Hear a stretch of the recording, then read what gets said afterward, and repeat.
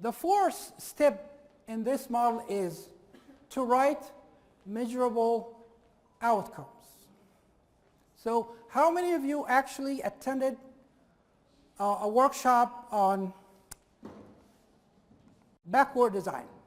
Do you know what is backward design? How many of you know what is backward design? Okay, I'll do this differently. Everybody raise your hand, please. Everyone, raise your hand. Everyone, raise your hand. Please, everyone, just raise your hand, okay? Raise your hand, yeah. Just raise your hand. Oh, okay. If you know what is backward design, put your hands down. If you know what is backward design, put your hands down. So apparently you don't know what is it. Okay. Keep your hands up. Just one more question. How many of you know how to write effective, measurable, specific learning outcomes? Hands up. Keep your hands up. I want it up. No, if you know how to write measurable learning outcomes using like the ABCD method, put your hands down. Put your hands down if you know it. Yeah, ABC. So if you don't know what is ABCD, that's fine. Do you know how to write measurable outcomes? Yeah, we know how. Okay, at least if you know how, put your hands down. If not, keep them up. Keep your hands up if you don't know. Well, it seems like the majority don't know what is backward design or writing out. There have been actually a couple sessions. You can put your hands down now. There were like few sessions last week about backward design. So you did not attend those? Nobody attended those sessions? Okay. Well, I was planning to go brief on this, but maybe I'm going to spend a little bit of time, make sure that you know how to write outcomes, because actually it's more important than this whole topic. If you don't start with accurate objectives and outcomes, you will be lost. So why we call it backward design? Because it's actually backward. So when you are assigned to deliver a talk, a lecture, a seminar, what the first thing that will come to your mind? You have to define the goals. Oh man, you're jumping ahead of me here. That doesn't happen. No, seriously, what do you think about when I say, well, go teach this tomorrow? What are you going to do? The audience? Who am I talking to? Major points, outlines. Outlines of the presentation. Yes, right? I would think about the content. What shall I be delivering in this talk, right? Very uncommon you would think about the goals. Believe it or not, we do this mistake over and over again. I do it myself a lot. That's why I start with objectives. Learning outcomes, same like objective? They are similar. There's a difference, and I'm going to clarify what is the difference. A lot of people use them the same, but they are not. So, it's backward because we start with end in mind. When I'm asked to deliver a talk, a presentation, a seminar, I should think what the audience will be able to do by the end of this session. Remember my first slide was what you will be able to do. And we usually use this phrase, by the end of this session, participants will be able to do, and then use an action verb, something you can measure. So start with end in mind. What happened at the end? You usually start with delivering content, do assessment, and then outcomes at the end. Students will show these outcomes achieved at the end, right? So I need to start with that, end. That's what we call start with end in mind. Any of you is familiar with Stephen Covey's book of the 7 Habits of Most Effective People? Have you heard about this book? Yeah. Well, the second principle is actually that. Start with end in mind. So if you want to be an effective person, not just in your class or your course, but generally in life, think about what's the purpose of what am I doing? What do I need to be able to do at the end of this? It might be my whole life. So think about the endings. It's actually a flipped method for design because you start with the back. Usually when you deliver, you start by content. So you want to start with this. what should students will be able to take away from this course in general or from this specific session. And that's what we call learning outcomes. Generally. And that's the first tip. Then, now, okay, I know my outcomes, but how am I going to prove it? I need to collect evidence to prove that they actually achieved that outcome that I already wanted them to achieve, and that is assessment. So the core, the center of any design, backward design, is assessment. You should have an assessment.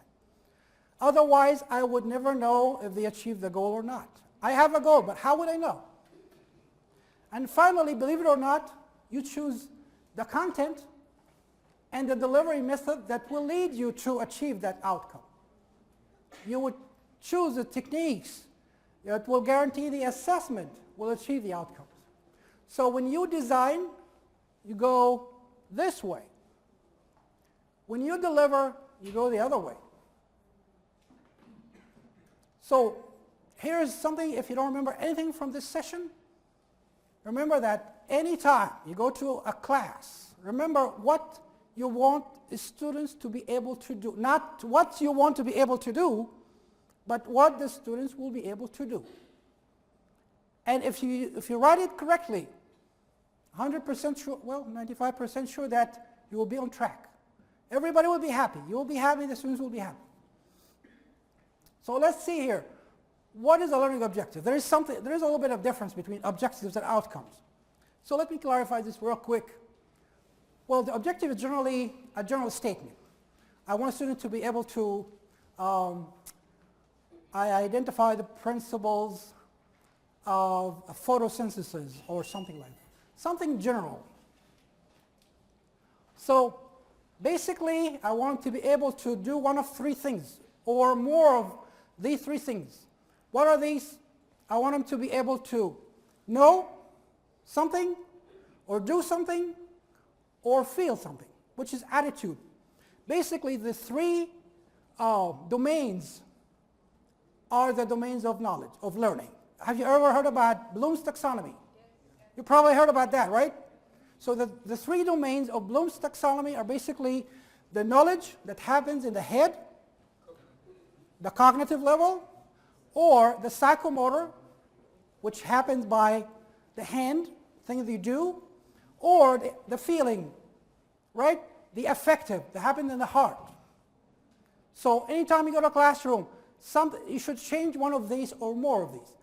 You just change the level of knowledge they have, the skills they can do, or the attitudes. Question?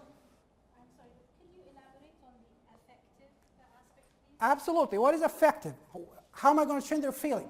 I want to change their attitude towards something. Like, I have example. yes, please. I'm teaching psychiatric nursing, which in dealing with psychiatric patients, it's really negative attitude. People afraid from psychiatric patients, right? When I teach my subject, my learning outcome in all the lectures is to change this attitude from negative attitude to positive. Yes, absolutely. This is a good example. But that's an objective, very clear objective. You want to change their attitude towards something. Yeah, we took a session before, and they were talking about affective as something related to the ethics. Ethical, But well, ethics actually, no, well, actually, ethical is another domain that I don't mention here. There are actually 5 domains, not 3. One of the other domains are the social and the ethical, but I don't want to get to those now because they're not very common. But is it really happening in the real life? You know? Well, if you imagine a situation where in a nursing school, should I pull the plug on somebody, let him die or not? Making a decision like that is an ethical decision. So I need to put it as part of their learning objectives. How do I make a decision like that? I need training to do that. But we're not getting there. But I'm talking about the main domains. The knowledge is probably number 1, because anytime you go to a classroom, you have to make a change in the knowledge, at least. Some classes would not touch the skills, no skills, nothing to do with hand. And many classes have nothing to do with the attitude. So basically these are the knowledge that happens in the head, or skill that happened with your hand, I would like you to be looking at me now, okay? Everybody, look at me because for the reason. So in your head, with your hand, on your heart. I like to call these the 3 H's. So when you go to a classroom, think of what you're going to do in there. Head, hand, heart. Okay, repeat after me. Head. We didn't have lunch yet. Head, hand, heart. Head, head. Come on, getting more excited. Head, hand, heart. Yes, absolutely. What are these? What are the 3 H's? This is where learning happens. Okay? So this is where the learning happens. And this is basically Bloom's taxonomy. Bloom's taxonomy is a classification of learning objectives, a classification of learning. And they divided it into these 3 domains. So learning could happen in the head, or in the hand, or the heart. And the purpose for this whole classification was created actually to improve the curriculum and the examination. They wanted to make sure that what you test the student in is what you actually teaching them. And of course, the most common domain was the knowledge domain. So there's a lot of focus on that domain, and that's why they divided even that domain to sub-levels. There are 6 levels of knowledge you can get. And you have to start from the bottom, go 1 step at a time. This is the classical Bloom's taxonomy. It was revised in 2001 using verbs, but here it is.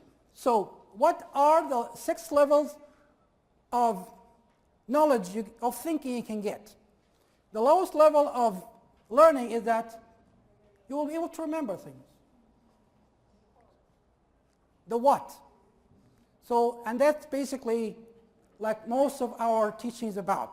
Have them memorize it, list things. But it's important. It's not less important, but it's important, and that's the basic. If they go 1 step higher, you will be able to understand what they just memorized. Another level is to able to apply. Going higher to analyze, evaluate, and create. Okay? So these 3 at the bottom called foundational thinking levels. Basically, most of our classes are about these. It's uncommon that you will ask students to create something or evaluate something, but we encourage you to do that. Even in part of your 1 class, ask them to create something or evaluate something. How would you do that? Well, they made it easy for us. The top one are, these ones are called the critical thinking skills. That's we would like you to start, apply some. They made it easy. For every single of these levels, they have specific verbs. You got a handout, and it will show you what is this level, what does it mean, and what are the verbs you can use, and actually how to build a question using that level. Okay? Did you get this? It's in your handout. You got it? Okay. So,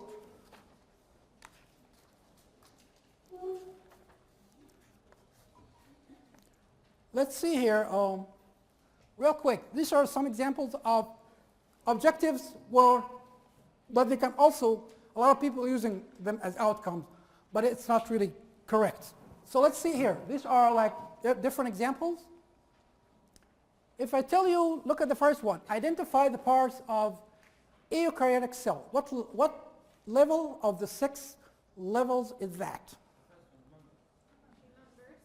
To remember, exactly. Just to remember things. What if I want you to illustrate a difference between different things? What level is that?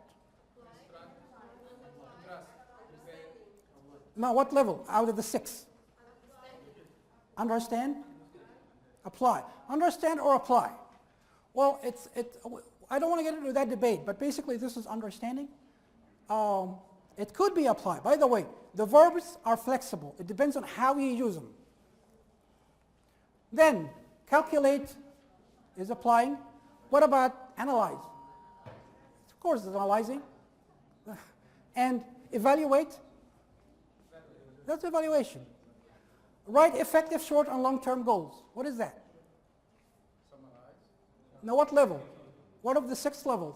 Remember, understand, apply, analyze, evaluate, create. Which one of these? Create, exactly. You're creating something that did not exist. What about this one, last one? Design an artificial limb. Still create. Exactly, synthesize. So these are just examples of objectives. Why I'm calling these objectives and not outcomes? Because before I get there, there's something important about the verbs we're using. Look at this example. Students will learn essential concepts about the cell. Is there something wrong with this? Can you improve it? Can you improve this objective? Yeah, what's wrong with the verb? What's your discipline? My name is Dr. Sonia Sayar. No. I'm in Applied Sciences. Applied sciences. You teach that stuff, I guess, because you know too much. So yes, actually the verb learn, and that's, it's not, you cannot measure learning directly. And that's what happens, actually I've seen it in several syllabi in different disciplines. They always use the verb learn. Students, by the end of this course, students will learn the essential concepts. Same thing here. Students will understand. You're good. But believe it or not, if you visit your syllabus, I can guarantee you will have, the students will understand.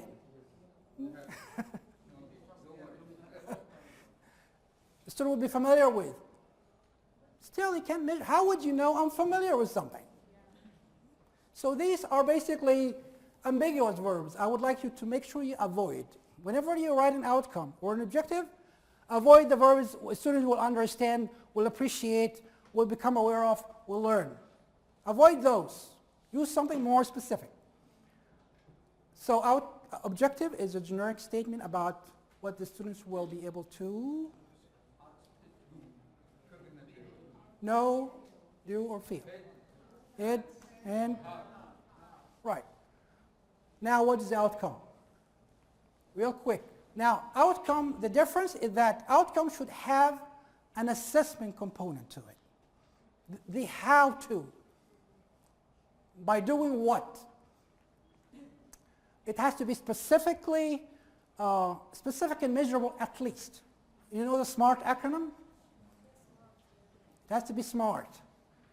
Specific, measurable, attainable, relevant, but at least specific and measurable. You will have to be able to measure it. If you can't measure it, exactly. So the ABCD method I was talking about is that. So if you want to write a good outcome that has assessment to it, it should have these 4 components. Audience, who are the learners, usually in this case the students. Behavior, what they will be able to do, or know, or feel. And here the part that usually missed. Under what condition they're doing this? Is it going to be in a written test? Is it going to be in a lab?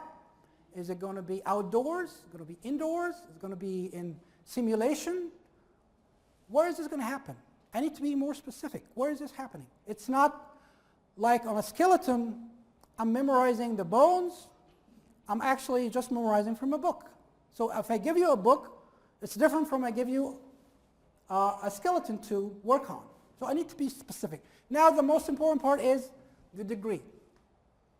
How much you are willing to accept from the students. Okay. 3 out of 4 times? 90% of the time? What you're willing to accept. So let's see. Here's a quick example. Apply the rules of basketball. I want my students to be able to apply the rule of basketball. This is a good objective at the top here, but to make it an outcome, I would like to have these 4 components to it. So learners will be able to demonstrate the ability to apply by, the by here is what makes it different. By what? How? By participating in a 3-on-3 skirmish situation, like in a game, for 10 minutes without receiving more than 3 fouls. You see the difference here? This is becoming a question. Now I can see this and I can assess it easily. Did they work for 10 minutes without making 3 fouls or not? Now I can tell. Right? So this is the 4 components we're talking about here. Learners, here is the behavior. In 3 times 3, 10 minutes, this is the condition. And then without receiving more than 3 fouls, this is my criteria. This is what I'm judging. And this is, of course, a psychomotor. This is something they do. Okay, so another one, identify leadership traits in a written test. This is not on a field work. I want them to be able to accurately explain at least 3 of the 5 leadership traits. Do you have this in your handout? Okay. Oh, maybe, yes. I changed a little bit. I want to start with the psychomotor one. But so the same thing. This is cognitive level. This is about knowledge. They're not doing anything by the hand. And finally, here is an attitude. Somebody asked about what is attitude? How can I measure attitude? Here's an example. How to teach the students not to discriminate against other races. So I would put them in teams and have somebody observe their attitude with like a survey. The same thing right here, and this is affective or attitude change. I'm going through this fast because this is not my topic actually. This is like a topic I assume that you were exposed to before, because this would take a whole day by itself. So I'm going real quick. I'm sorry, doctor. This affective is not practical. Well, that's why I'm saying it doesn't happen much. Yeah, it's not common. They should learn this in home. Well, it happens sometimes. In some disciplines, they are important, not in every discipline. That's why I'm saying the cognitive is the most common one. But yeah, I'm going fast. So my outcome for you here, for this section, is I want you to be able to write a 4-component learning outcome within your discipline with 100% accuracy. Okay, so have we achieved this outcome? No. Here it is. Now go ahead. I want you to actually write an outcome on that flipped model you wrote about. So you picked the topic, right? Now write an outcome for that topic. What you want your student to be able to do with that topic. Go. Write an outcome with the A, B, C, D. You remember what the A, B, C, D? What are they? Audience, behavior, condition, and degree. I want them to be able to do this like one with 100% accuracy, or 3 out of 5 times. So go ahead and write one good ABCD based outcome. Go. If you cannot relate it to the flipped topic, just write one in general about anything from your course.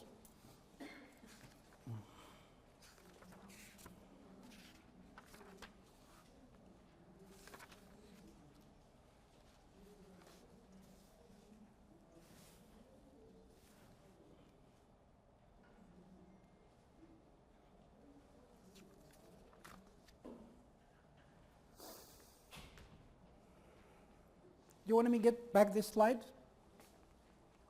The ABCD, so you can remember it. Here it is. And remember the verbs. You have a handout, use an action measurable verb. Don't give me the understand, learn, grasp, all these. Something that you can measure it.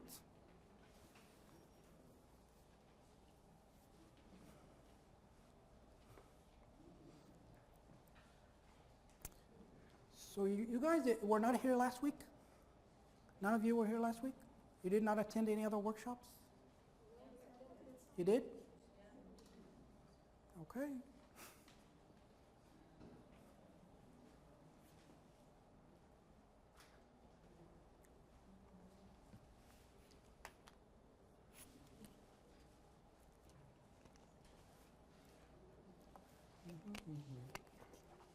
So what do you think I'm going to ask you next? Exactly right. Once you're finished, pair with someone and share what you got. And make it clear to point the 4 components. Or the 3 basically, because the first one is a given, it's the students. So go ahead and share if you're done.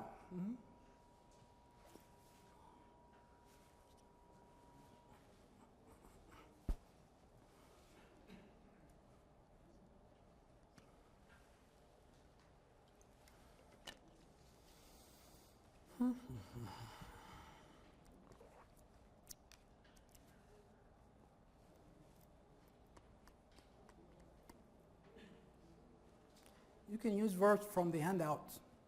So let's say you want them to evaluate, pick a verb from this category, use it. Yeah, please share. Go ahead and share, yes.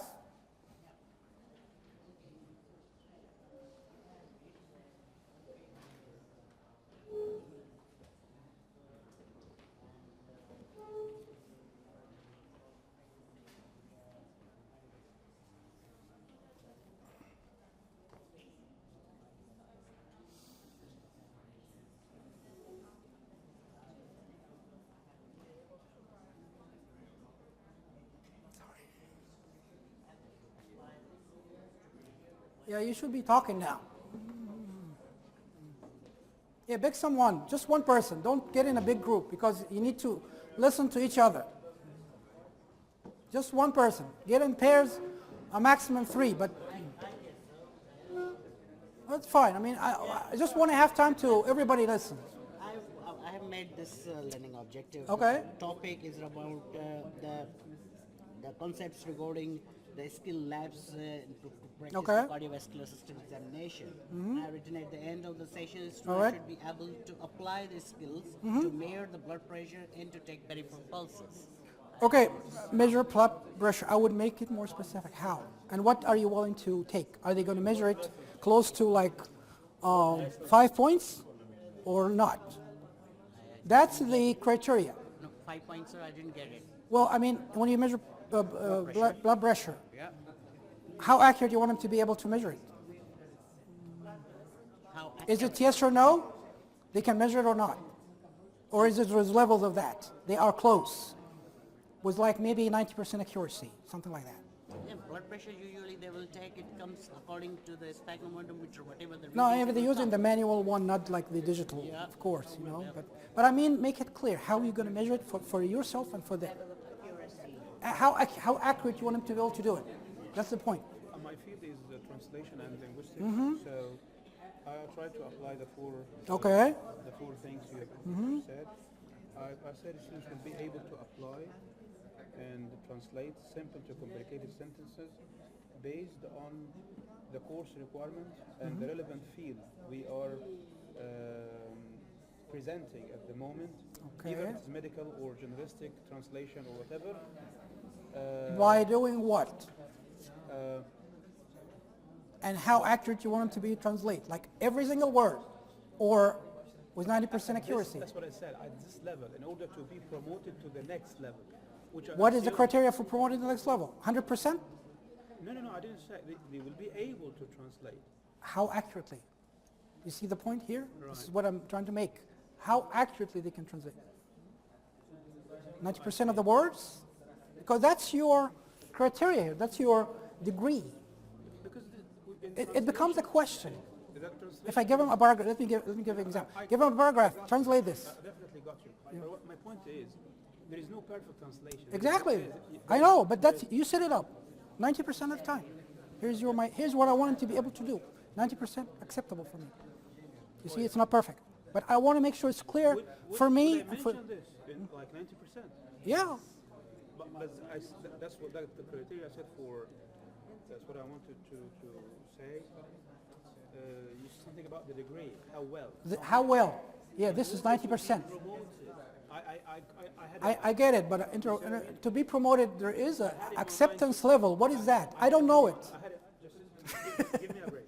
I had in my mind two things. Okay. Number one, to be the field. Okay. Because, for example, I can teach medical translation. Right. And also, in case the All right, so the field is, all right. That's what I said in Yeah, in okay. the outcome. So you get it, that's the point, yeah, because everyone is different. You see what I mean? All right. Try to capture Right. four things. Exactly. So you know it better, of course, I cannot judge it, but I'm So as you have said, sir, can I add, you mean to say by a method, so can I add a biopalpatory method to get a 98% accurate something, result? exactly, something like that. That becomes a question. You see, in a test, I would know if they can do it 98% or not.